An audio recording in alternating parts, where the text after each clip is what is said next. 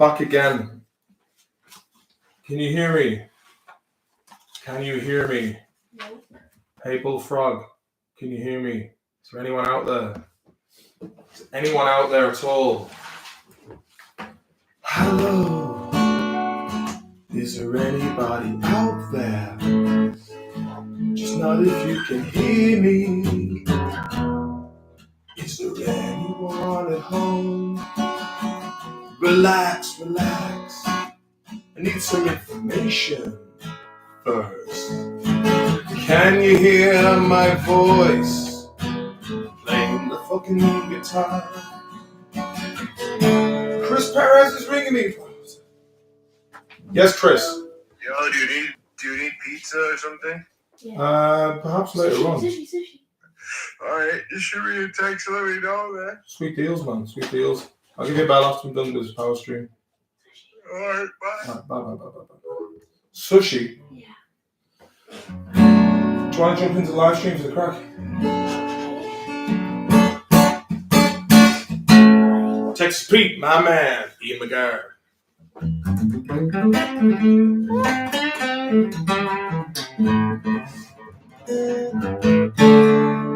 Just watching last night's stream. Did you like it, WB? Did you? Was it good crack? Talking mad stuff on the live streams. Talking mad stuff on the live streams. Live streams are unsuitable for kids, no. Keep playing a lot in the key of D. Today is Rex Manning Day. Who's Rex Manning? What is at home? Some man, keep it up. Man Corporal Geckel. Rex Manning, man. Never heard of the lad. Unless it's the lad from Pantera, the bass player. Portrayed by Maxwell Caulfield, Manning is a fictional 80s pop icon due to visit the titular record store, sign autographs to promote his latest album in the film. His single is Say No More, Mon Amour. Dad, where do we have erasers? I have to draw. On the table, maybe? There's no one Should be. There's a big red eraser knocking around here somewhere. here. Where? Don't know. Oh, here. Thank you. You're welcome. Okay, yeah, I've got shit to do. I really must. Do you think rock is dead? Yeah, kind of.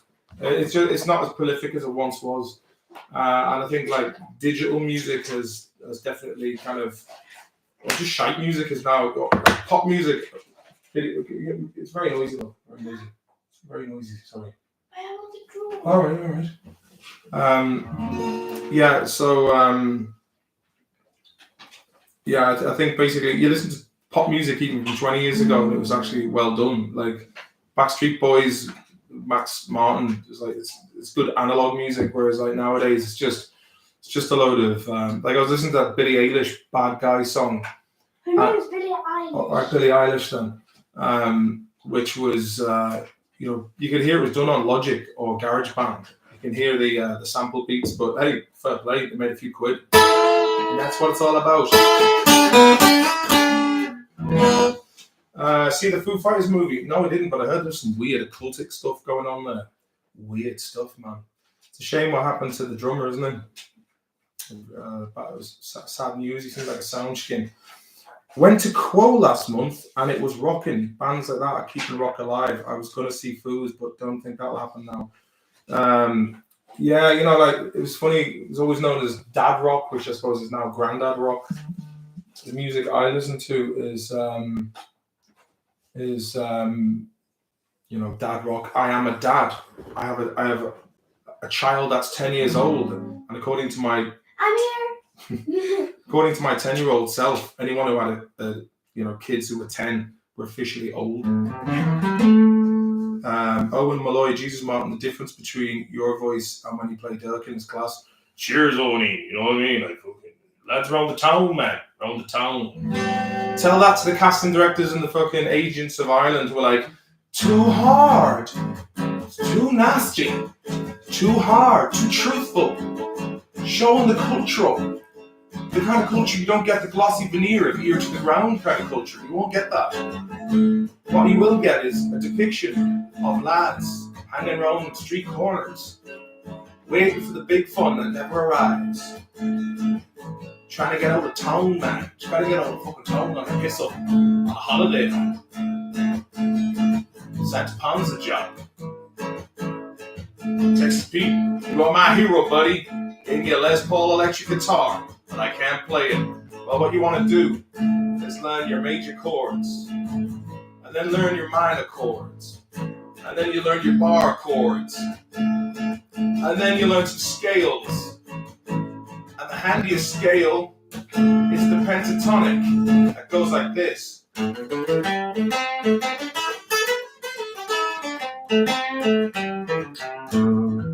It just sounds generic as you like, but it does the job. Learn Wonderwall. You know what I love is when you get like buttery voiced soft singers trying to do a cover of Wonderwall, such as like, today was gonna be the day, gonna throw back to you. By now you should somehow realize what you're not to do. I don't believe in everybody feels the way I do about you now. A song about a wall. I don't know what kind of wall it was. But then it's the exact same chord progressions. Step off the train all alone at dawn, back into the home where I was born. Sun in the sky never rains the night to me. Get up on the floor and believe it now, 'cause no one's ever gonna have to show you how. You know, and after me doing that, I'm going to get emails saying that Sony BMG Music Brazil has copyright claimed my video, and any proceedings in coin that I would make from this would automatically. So if I do these songs, I try not to do covers anymore, because basically you, the audience, will have to sit through shite adverts that I will get no money from. So it's for both me and you guys, you know what I mean? God, I saw someone earlier trying to cover a heavy Manic Street Preachers song like they were Adele. It's not good, man. It's not good. I mustache for question, no autographs. Thanks very much.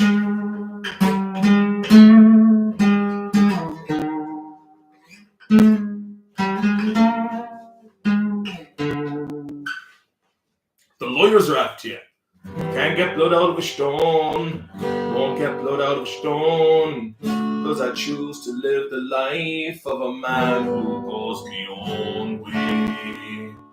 I'm never gonna be in the corporate ladder, because they don't lads like me in their organizations, telling them that the whole lot is a load of shite. Human resources, HR don't like you. They won't hire you. Nice aero shirt, you big red, says Isaac Whelan. Man, Isaac got it in Mexico, hey.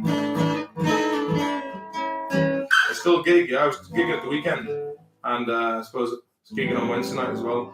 I must come back to Ireland and start doing some serious gigs. Can't get into America because I didn't take a medical procedure that was mandated. Which Haj Mahaj, I fucking hate Wonderwall. I think Oasis do as well, to be fair. But I got them a lot of nice money.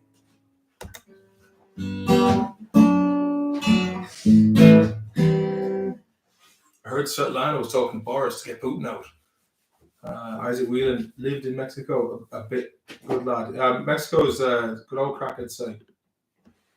So Mexico, a couple of spots you don't want to be around, such as the Juarez. Like, Owen Malloy, have you ever been to Moy Cullen or Oughterard in Galway? Yeah, I've been out that way. Yeah, not a lot though. Not a lot. Fucking, what's the name of the Spiddle, out Spiddle way. Have you ever watched Rich Planet, Richard D. Hall? Richard D. Hall is in Rich Planet. Let me see. Rich. Is that Rich Hall, the comedian? Soundskin. If it is, he's very good actually. Met him a good few times. Soundskin. He had a over 100-year-old Martin guitar. No, that's a different fellow actually.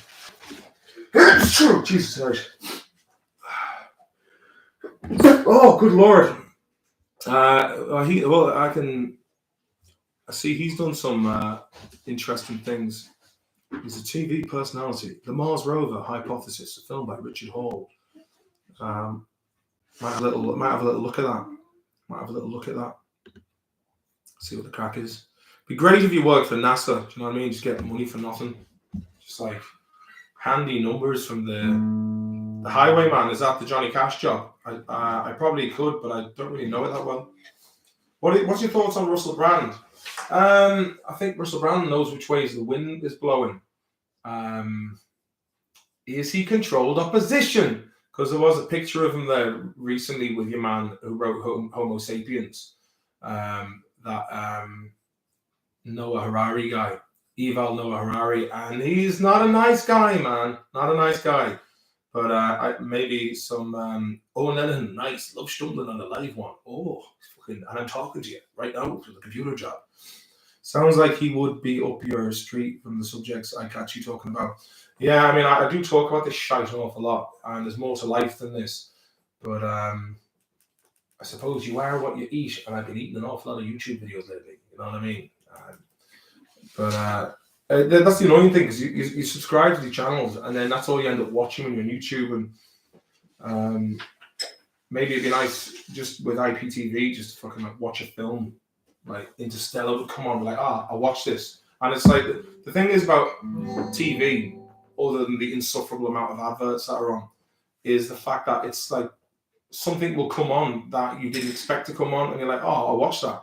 Whereas when you're watching YouTube videos, that doesn't really happen. It's like, yeah. I wish I could leave this city. This old town don't smell too pretty. I can feel the warning signs running around my mind. Thoughts on Jordan Peterson? Well, I think Professor Jordan Peterson has a back catalog of very useful information for those people who are basically falling into the trap of hedonism and materialism to find a greater, deeper meaning in their lives.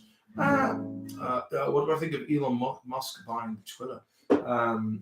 Don't know, man. I mean, he's putting fucking chips into monkeys' brains and weird shit like that, the neural link. I don't know, man. Don't know. But I think Twitter needs to... it needs to be a open source platform of opinion, because they have been propping up those who are currying favor with those in power. So I think what's your thoughts on Carl Jung? Never really got into Carl Jung. I heard he's got some interesting touches. Any more plans for new Hardy Book season? Ooh, I'm not going to mention too much, but I should be getting into the writing seat now. That's what I was supposed to do today. Elon Musk has dodgy written all over him, says Grandmaster Funk. Ian McGar, I don't have Twitter, so don't know what it's like. It's handy enough for instant news, but it's also really annoying because anything that comes up, it's just there's no nuance, and the fact that you can't articulate yourself in the fact that you have to stick to 180 characters per tweet makes even the soundest people sound like snarky pricks. So I was thinking, like, my tweets are shite. You know what I mean? I just sound like a begrudger. And it also because there's a lot of things I would like to say, but then you just have fucking mobs of easily aggrieved softies, who have this kind of vocational feeling of like hopping onto anything that offends them. I just hear it's pure toxic, says Ian McGar. Yeah, it kind of is. Werner Herzog, someone say, ever watch? Yeah, I watched Jesus Camp and A Year in the Tiger, about the Tiger River. That was good. I enjoyed that. Oh, and then I got banned from Twitter in 2019. It took me a long time after to stop checking it, even though I couldn't contribute. Kicking the habit felt great. Twitter is cancer. Spend too much time on it. But then again, if you follow people who are basically who speak their mind without fear of reprisal, it can be quite refreshing experience. So that's Adam Burke.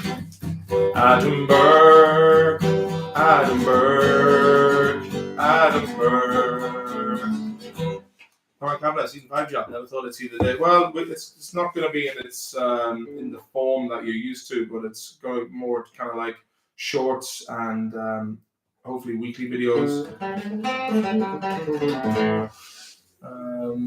I guess it comes down. So here, I guess it comes down to who you follow and interact with. Just don't follow twats. Yeah, I mean, if you look at people like Keith Olbermann or Brooklyn Dad Defiant, or people like this will just really annoy you because they're so blinkered. You know, it's like, oh, you know. I think the whole thing in the States, the way like if Donald Trump pissed sideways, it was a scandal. But really, like, you know, like, and he's a Brooklyn, or he's a New York billionaire who is greasy. You know, there's no doubt about his greasiness. But in comparison to the Democrat Party, you know, like that's a whole new level of greasy. Like that's George Bush greasy. And at the end of the day, you got to look at it. You got to look at it as a sum of its parts. He didn't start any new foreign wars. I think basically the Pentagon had clandestine operations that were going on that he wasn't really privy to. You know, that was all you got. It was either him or Hillary Clinton, and you know, it was fucking much better than Hillary Clinton going in, because the damage that is happening under the Biden administration now is, you know, and the mad thing is, you'd have people like on Twitter who are like blue wave, who basically there's no talking bad about Biden's policies. Like he's dismantling the country, and you know, it's been one debacle after another. Emerson says, "You better shut up before the Clintons catch up to you. You'll be milk dry." Yeah, and I don't know. Like, I mean, I think the Clintons are bigger fish to fry than me, but just objectively, that's the way it is. You know, like if you use the eyes in your head and the brain that you were given, it doesn't take a genius to know which way the wind was. It doesn't take a weatherman to tell you it's raining. Ian McGar, it's all marketing and followers count bollocks. Sure, the influencer is the number one thing kids want to be, or Twitch gamer when they grow up. It used to be TV presenters, musicians, footballers' wives. Now it's influencers. I mean, it's a celebration of narcissism, really. You know, it's like you won't see me doing things for the sake of trying to stay popular. You know, I won't be putting content out for the sake of putting content out. It's if I have the time and the feelings right, then I'll make a video. But Owen Lennon, thank God I'm too old for the Twitch mess. Yeah, I mean, that's just something that I just no interest in. TikTok's another one I'm no interest in.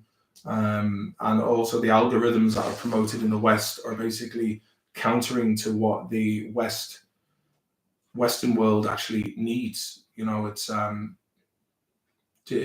fucking nonsense, and people are promoting nonsense and pseudoscience and fucking absolute it's depressing. But then in China, apparently it's like lads who are inventing things and doing things for their community. Like I don't know, man. I think China has this one now, which I wouldn't mind, but you know, the fact that they have this really crazy surveillance state is a bit Black Mirror, you know. EJ, what's up, YouTube? Just found out I gotta get fucking glasses. What's up, YouTube? Found out you got fucking glasses. Yeah, you've been in the back catalog, I see. Gen Z is fucked. The sheer damage from growing up with the internet. Yeah, I do agree, man. It's I think anyone who was born after 1990 is, you know, going to be ultimately affected by the digital world that we live in. You know, like the internet is kind of like, it's like when Bilbo Baggins says, "The road can take you off anywhere." And the same thing applies to the internet. It's like it's a virtual world that can take you into crazy places. I saw a woman promoting Manscaped last week. I mean, they'll do out for a few bob. Yeah, that's what I was talking about earlier on in the stream. Was like these razors to shave your downy fluff away, and it's just like that. Like, why? How has that become a thing? You know what I mean? You know, I've got to be mindful of young ears, but you know, it's the culture of what's happening online with certain erotic content, which has definitely bled into the mainstream, and I think yeah, I think the West really needs to have a long look in the mirror and ask, where is it that they want to go, man? Do you know what I mean? Paj, I was born in 99. You're a young gun, man. Young gun, early 20s, hey. I was born in 99, so all I can remember is the digital age. Yeah. Those Manscaped ads are bloody everywhere. Yeah, it's just indicative of, like, you know, when I think back to, like, my dad, you know, he was never, he was a block layer, he was a builder, you know, he was a big dude, but he always had a beer belly and whatnot. And people of his generation, they weren't standing in front of mirrors going this. You know, like, the people addicted to their physical appearance, man, and it's strange. Shady Gambley, formerly Jaquarius. Good morning, mate. A wee shady man. Your dad loved the pints. Oh, still does. You know, he as does Big Mick. Big Mick is my dad's brother in real life, and I love the way when Stephen Kelly met the pint guru. They met Eugene outside the ball alley, and he was like, come down, it's gonna be free drink. All right, I'll be down in fucking 10 minutes. Like, everything was cancelled for the fucking free pints. Michael Corkery says, I hate the narcissistic beep with mobiles. Beep them. Yeah, you know, it's funny because like, again, this is like the cliche thing I say. Like I said before, previously, to get into TV, you'd have to go and do an education in television. And if you were shite or if you were damaged goods, there's no way you were going to get onto TV. There were standards. There were standards, Jez. And you know, nowadays, any idiot with a phone can access a massive fan base and influence them to you know, basically, you've got people with phones who can generate a cult following and create a cult of personality and a cult-like way of following. Adam Burke asked, "Have I ever heard from the Viper these days?" No, it's been a year since I heard from him. Have you ever used your fame to get something for free? And what was it? Yeah, you know, Nando's was the one we used to use back in the day. We'd bring up Nando's, and because Nando's do this Nando's high five card, which I never really like. My first impression of Nando's when my sister had the black card, who was our manager at the time. She was managing some people in Liverpool. She was like, "I've got a Nando's card," and I was like, "What's Nando's?" And then we went there, and I was like, "It was all right, you know, it was distinctly average chicken." But then, if you were getting free Nando's, ooh, different story, man, different story. How's your cousin Paul doing? The interview with him is still the funniest thing I've ever heard. Oh man, I think I'll ask him if he wants to come on for a chat. He is a very, very funny guy. Yes, I'm still talking with Owen and the boys. Lauren Kavanagh, speaking of what you think of the Oscars slap, a lot of people reckon it was career suicide. I reckon Hollywood don't give a wank. What, they reckon it was career suicide for Will Smith? Well, if anything, they'd be a bit like, "Oh, please, Will, we'll give you more parts. Don't slap me." And I don't know why I sound like a generic RTE person. In the same, I listened to the most recent chapter of Hardy Books podcast there, the fake history one. Fucking hilarious, need more of it. Yeah, I was actually going to, you know, I've had this other episode. I mean, I've done the recording of it, and you think that one was funny when you hear this one, because this is what I started writing in 2014. And you can tell how the climate of what's taboo nowadays has changed in 8 years. So, but this one, it's very funny. But I just need to cut it cut it, export it. So I will try and get that done this evening if I can, considering now I'm doing a live stream. Trying to be with a woman who looks at her phone during the ultimate confidence killer. What can you do? I swear Zuckerberg is an alien or something. Not logical. Captain, the metaverse has been taken over by a computer virus. Yeah. Pfizer sponsored the Oscars. Pfizer now has a drug on the market for alopecia. Well, who'd have thought, man? Who'd have thought? Brought to you by Pfizer. Mark Zuckerberg wants everyone to be living in a cloud. There's one thing that is, I was thinking years ago, what if harvesting data is basically all of our human interactions, and they can somehow bring us all back individually?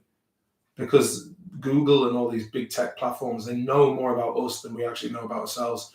They know our habits, our routines, where we've been, who we've been with, who we're associated with, our photographs. How do we know that D-Wave quantum computers won't be able to just basically create our consciousness beyond the grave? Apparently, Microsoft was working on a program that was bringing dead relatives back for a conversation, and I saw a video of a woman whose child had died, and they managed to recreate it. It was a bit fucking dodge, man. But at the end of the day, if Microsoft don't do it, Sky will.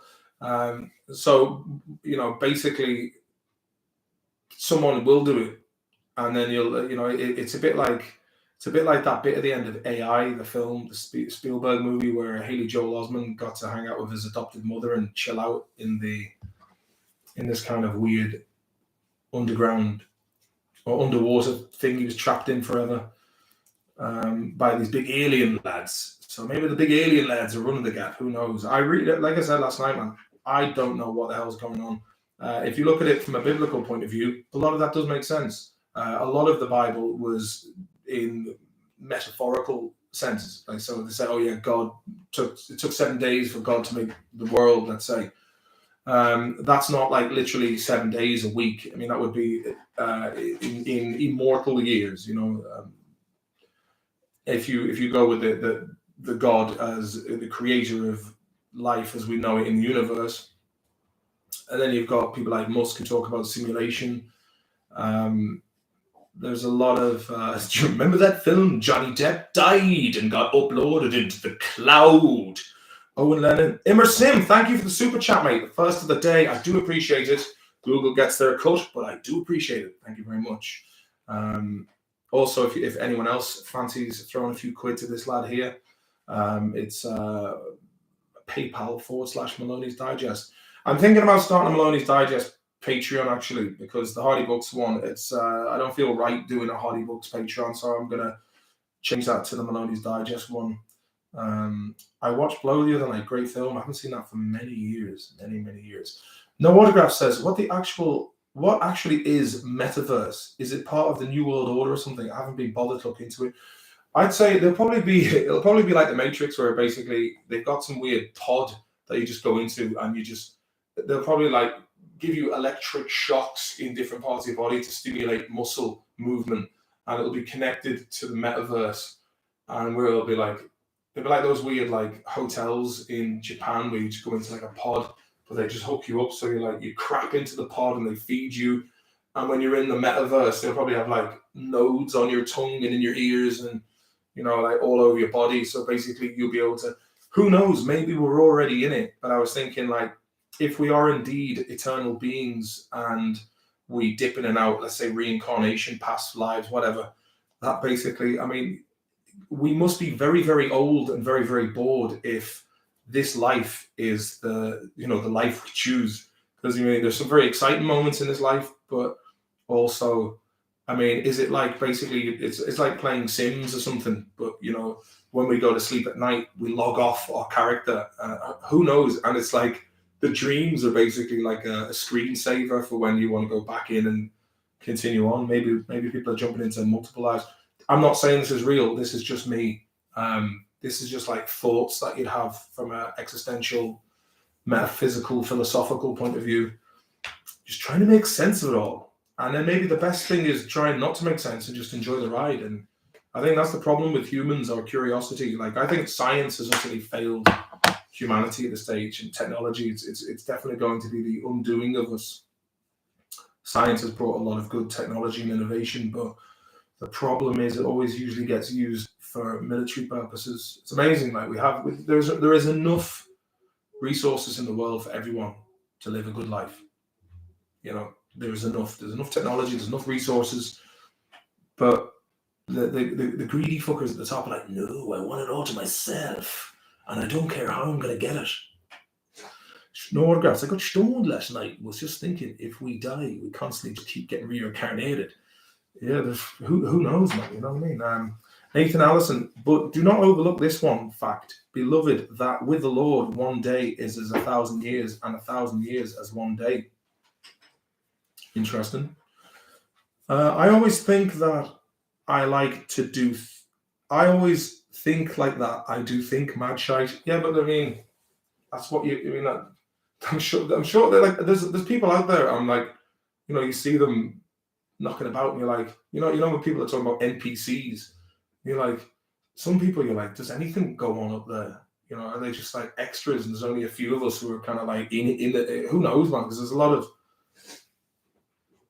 I don't know. Don't fucking know. Lord Skid Marks, but it stops hospitalizations and deaths. Michael Corkery, can you not swear on YouTube anymore? No, I've got my daughters nearby, so I don't want to be using bad language around her. Exactly. How dare you?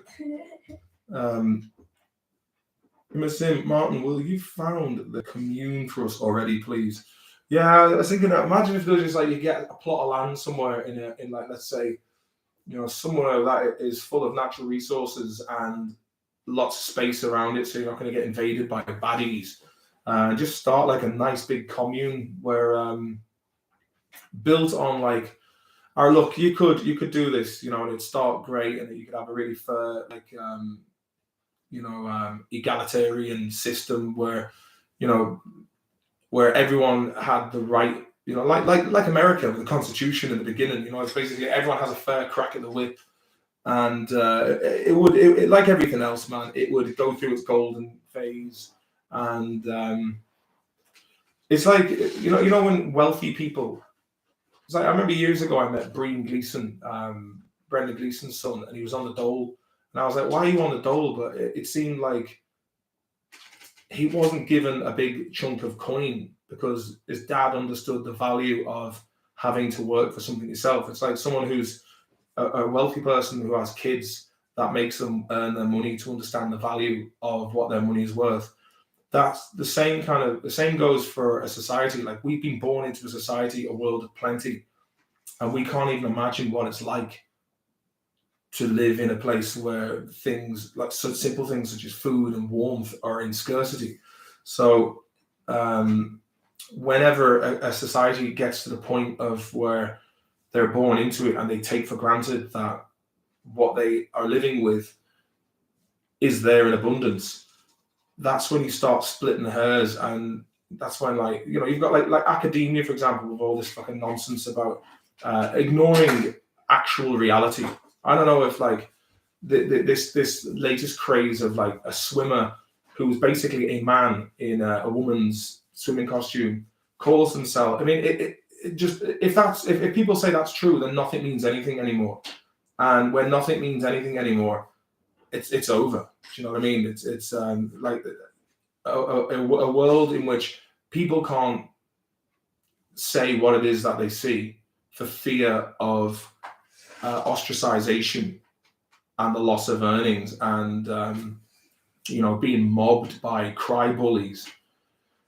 When you come to that stage, you know, you could basically say anything is anything anymore. Like, I could go around and call myself a NASA physicist, or say I identify as being a NASA physicist, and then, you know, what's the difference? It's a post-truth society, says Gaz Weatherspoon. Nathan Allison, if my people who are called by my name will humble themselves and pray and seek my face and turn from their wicked ways, then Well, but basically, it was like I said last night. If you can try and live by there is in the Abrahamic religious texts, there are codes of conduct there that if you can try and stick by them, same with Hinduism and Buddhism. Every like mainstream religion, as long as you're not like, see, the problem is religion and clergy always attracts those people who crave power and control over others, and that's the problem. But back to the story about starting a commune, you would need to have some sort of checks and balances in place that every generation must earn, because when you have a society of very privileged people, they slip into corruption and laziness and deviancy. Sim, you are right about that, Martin. Those who defend that nonsense about destroying women's sports and spaces, mental altogether. Yeah, but because the thing is, right, most people don't want to mention it because there's a small vocal and radical group that will just mob anybody and attack them. And then if anyone gets cancelled from being in the public eye, like musicians, actors, politicians, they don't want to deal with that shit, man. But like everything passes, every shitstorm passes. You'll be at the center of it, and then they'll move on to the next thing and it's forgotten about. So right. So you're let me see. Yeah. So that's my take on it. Look, I mean, at the end of the day, you've got different. You have, like I said yesterday, that like if you watch Peter Jackson's "They Shall Not Grow Old" about the First World War, all those soldiers they went to church, man. They were made to go to church, right? Whether you agree with that or not. I think like having that faith in a higher in God or a higher power, I think a lot of people who are involved in the major religions, I think everybody has their own version of it somewhere in their head anyway. I think it's open to interpretation, and it's like the main thing is whatever gets you through. And if you're living a good life and you're not arbitrarily cruel or repressive to others, I think the individual's right to freedom of religion is on them, and the same goes for those who believe in Satanists, you know what I mean? Because for people to go, I don't agree with that, if they're not fucking sacrificing individuals to it, then let them off. Do you know what I mean? And I know that people might be like, oh, well, but it's like, look, that's the, if you don't agree with something, you still have to defend their right to speak and the right to their religious beliefs. But if it becomes a problem, then it has to be fucking nipped in the bud. So say less. What's that, Chris?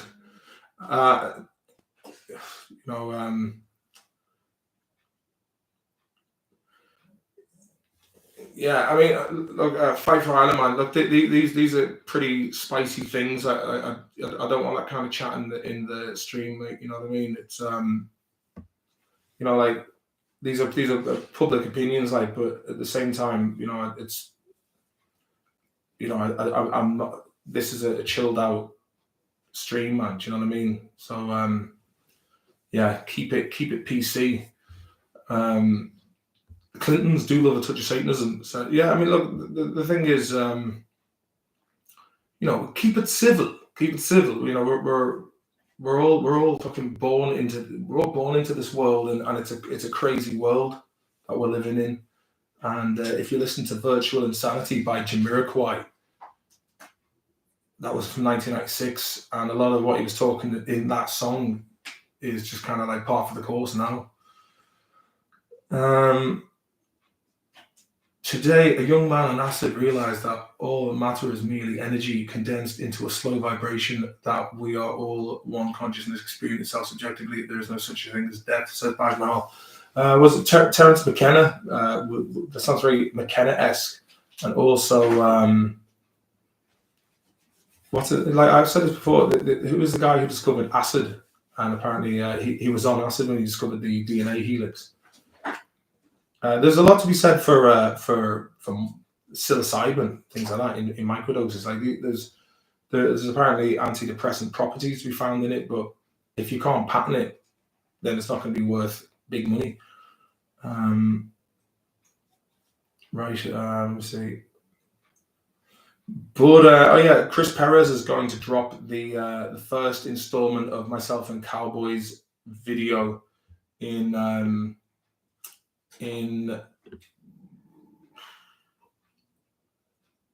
we're in Stockholm again. Sorry. But I think I've got stuff to do. I was supposed to hit the gym today. I didn't expect to do this. I wouldn't mind going to the gym. Wouldn't mind going to do a bit of jiu-jitsu. I need to get back into that. But it's not been a great month. Fucking Corona in January. Sunburn in February. Did my back in March. Did my ankle in 2 weeks ago. So now I've got to get back into it. But I'm as soft as shite now, man. I'm soft as shite. Right, but I'm going to leave it there. It was a unexpected long stream. We got in a 2-part for you. So, but listen, I'll talk to you later, right? Look after yourselves. And it's been good crack talking away to you. Ian McGarr, thank you for the last minute super chat. Do appreciate that, my man. Thank you very much.